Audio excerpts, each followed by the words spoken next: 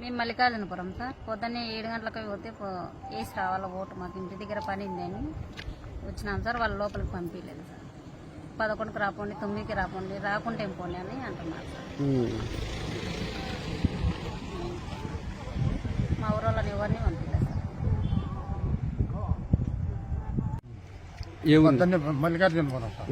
పొద్దున్నే పోయింది సార్, రావద్దు ఫోన్ ఇంటికి నేను పంపించినారు సార్. ఇప్పుడు ఆ మాట చెప్తాను సార్, నేను ఫోన్లు చేసినా రావద్దండి అని చెప్తాను సార్. అధికారులు చెప్తుండ్రా, చుట్టుపక్కల ఊర్ల నుండి వచ్చిన వారు చెప్తున్నారా? అధికారులు చెప్తాను, పోలీసు వాళ్ళు కూడా చెప్తాను సార్. పోలీసు వాళ్ళు కూడా రావద్దండి, మేము ఫోన్ చేసినాక వీళ్ళు ఫోన్ చేసినాక అంటున్నారు. ఎప్పుడైనా ఇలా జరిగిందా పులివెందులు? ఇప్పుడు జరగలేదు, ఎప్పుడు జరగలేదు సార్.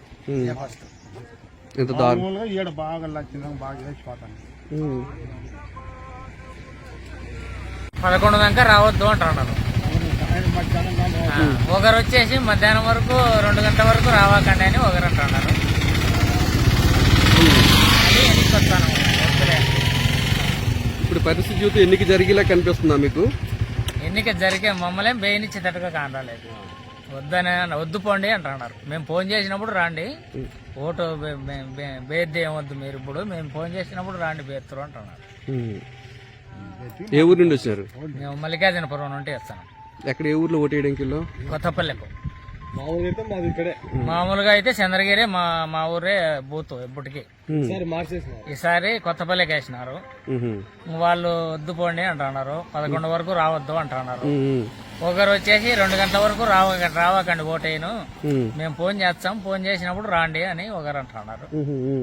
అది సార్ అట్లుంది. పులివెందుల మండలం ఎలక్షన్లు జరుగుతున్నాయి ఈరోజు, జెడ్పీటీసీ ఎలక్షన్లు.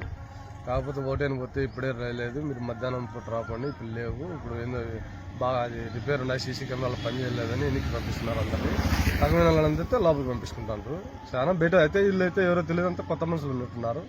చాలా జనం అయితే ఎక్కువ ఉన్నారు ఇక్కడ. లోకల్ అయితే ఎప్పుడు చూడలే వాళ్ళను, మేము పులివెందుల మండలం కూడా చూడలే వాళ్ళను.